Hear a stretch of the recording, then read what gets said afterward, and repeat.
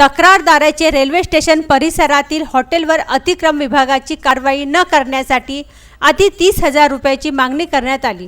त्यानंतर आरोपीने पंचसमक्ष 15,000 रुपयाची मागणी केली। त्यातील पहिला हप्ता म्हणून 5,000 रुपये मनपा अतिक्रम विभाग प्रमुख नरेंद्र धनबहादुरे या स्वीकारताना रंगेहात पकडले। दिनांक 9/10/2019 रोजी अँटी करप्शन बाराला इथे तक्रारदारांनी तक्रार दिली की त्यांचं रेल्वे स्टेशन परिसरात एक हॉटेल आहे। त्या हॉटेलवर महानगरपालिका अतिक्रमण विभागाची कारवाई न करण्यासाठी त्यांना 30,000 रुपयाची मागणी करण्यात येत आहे। त्यानुसार आम्ही पडताळणी केली असता तर पडताळणीत अतिक्रमण विभागाचे प्रमुख श्री धनबहादूर यांनी 15,000 रुपयाची मागणी केली।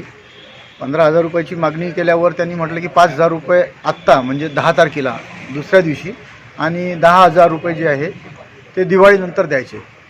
त्यानुसार आम्ही आज त्यांना 5,000 रुपये देताना लाचीची रक्कम स्वीकारताना रंगेहात पकडण्यात आले व त्यांना अटक केली आहे। पुढील कारवाई चालू आहे। एसीबीने याबाबत 9 ऑक्टोबर रोजी पडताळणी केली। ही कारवाई एसीबी उपअधीक्षक आर्यन मालधने यांच्या मार्गदर्शनाखाली पोलीस निरीक्षक मंगेश मोहाळे, सचिन दत्रक, सुनील एलोने, अभय बाविस्कर यांनी केले। अकोलावरून विदर्भ न्यूज ब्युरो।